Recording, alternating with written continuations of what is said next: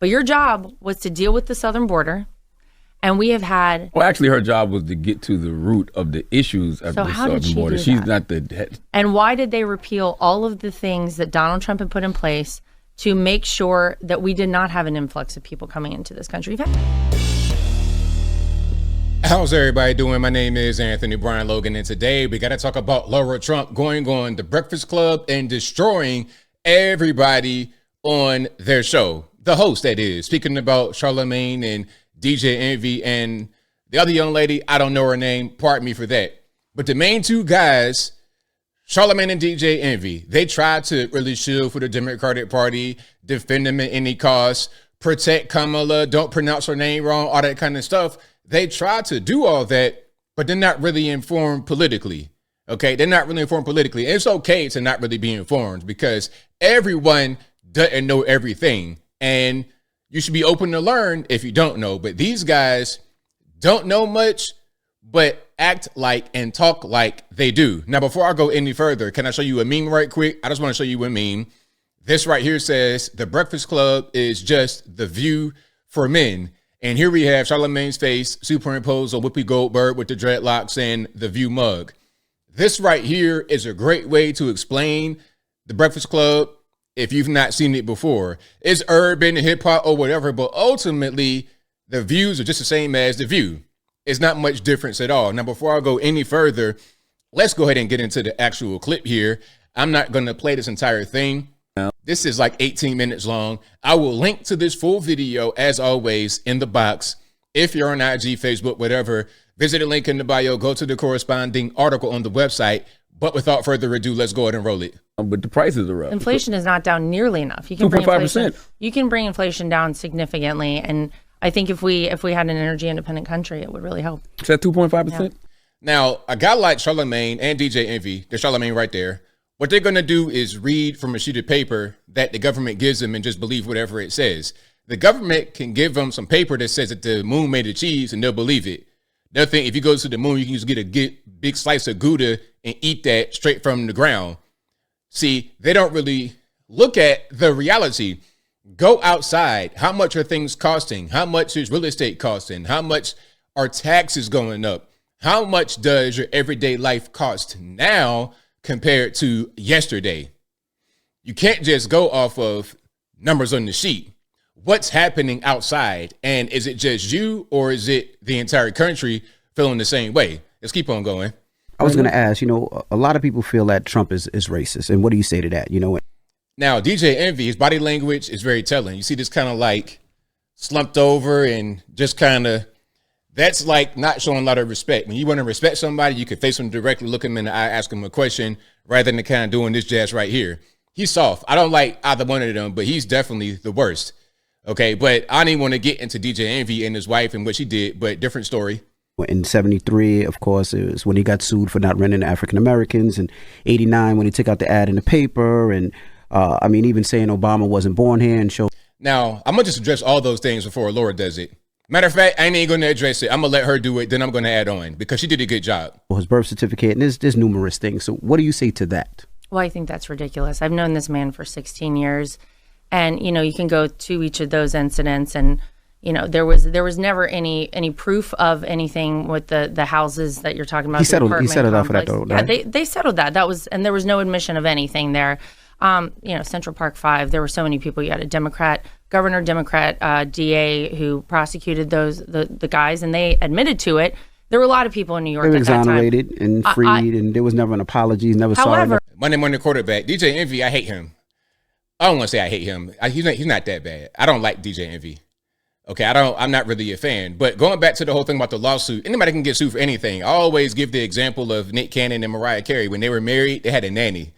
And the nanny wound up suing them later because she said their baby headbutted her in the chest and caused her emotional distress.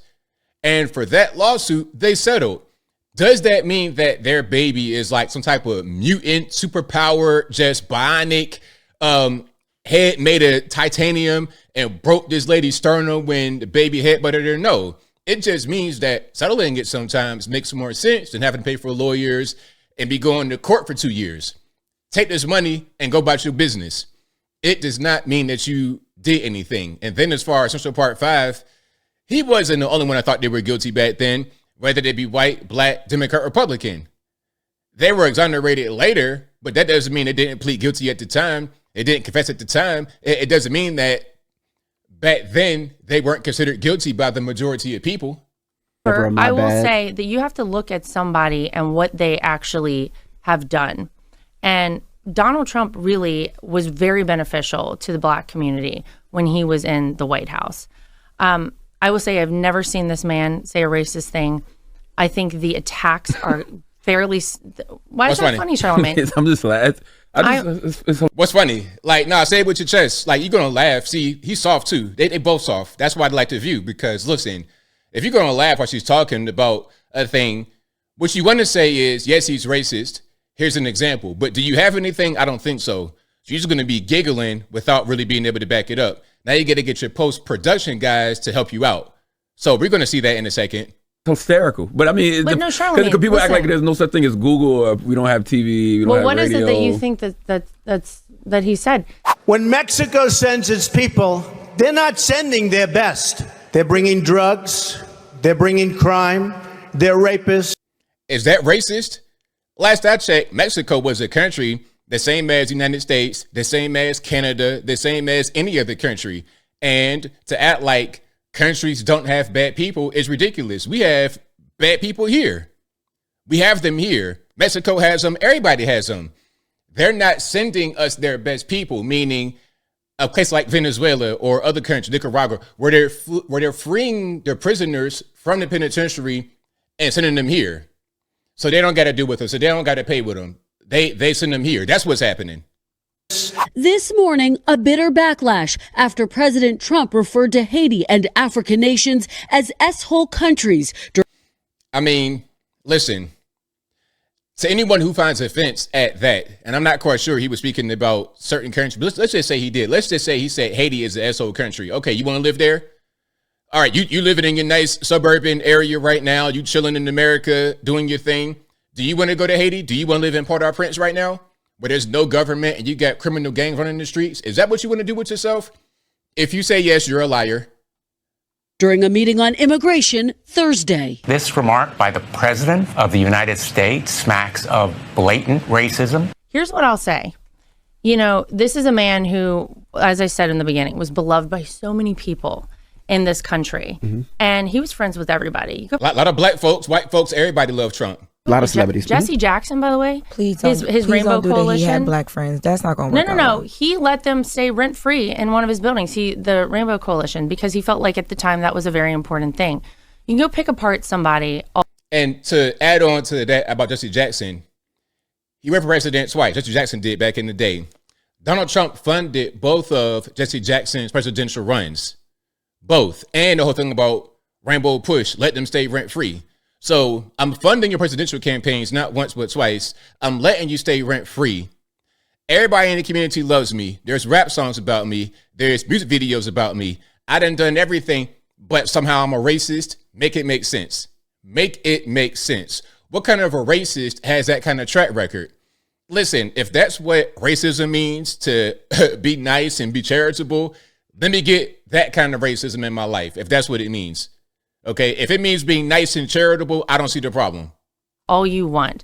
It is a traditional talking point to attack Republicans, to call them racist. But when you look at the things that he wants for this country, he wants every person to be successful. He wants Black Americans to be successful, Hispanic Americans to be successful, women to be successful. And he worked that way when he was in the White House. And whether you want to talk about actually funding in perpetuity historically Black colleges and universities, he gets zero credit for that, although he should.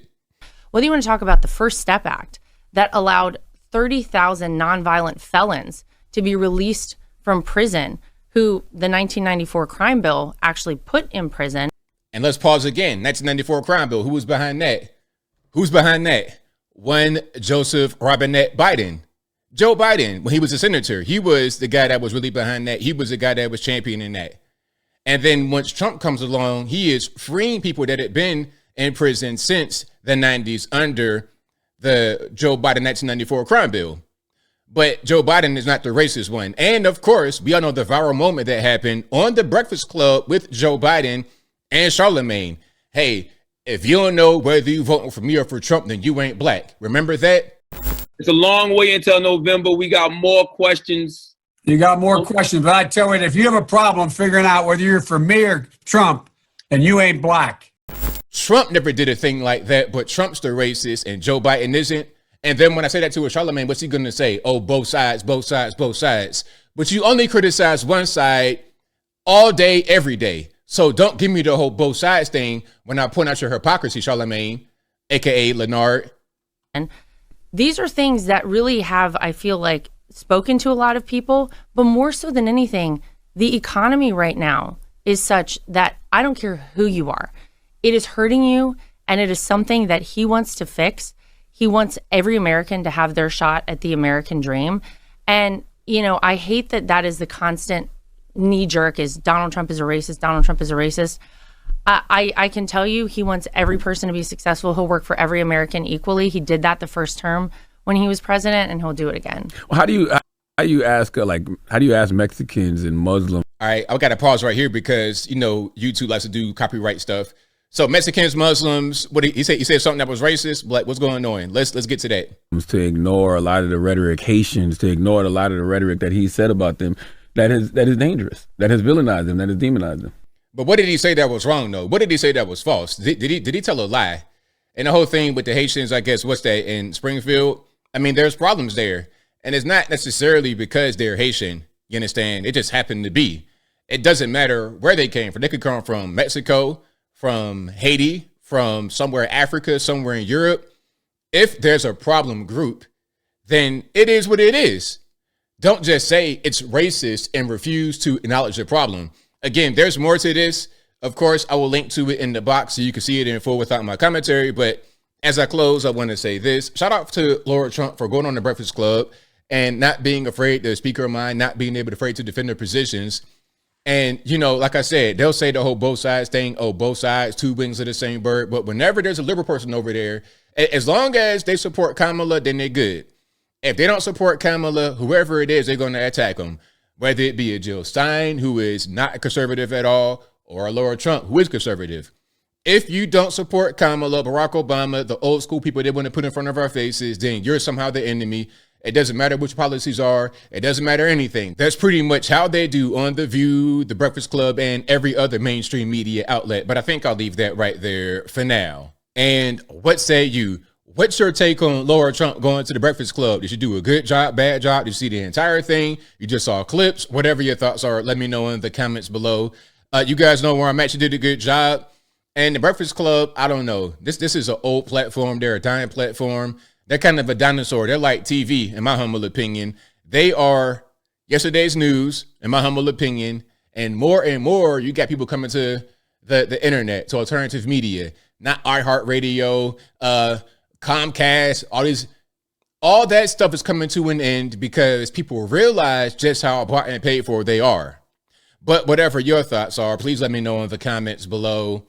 And that's all I got to say for this video. If you like what you heard, please comment, rate, share, and subscribe. Peace.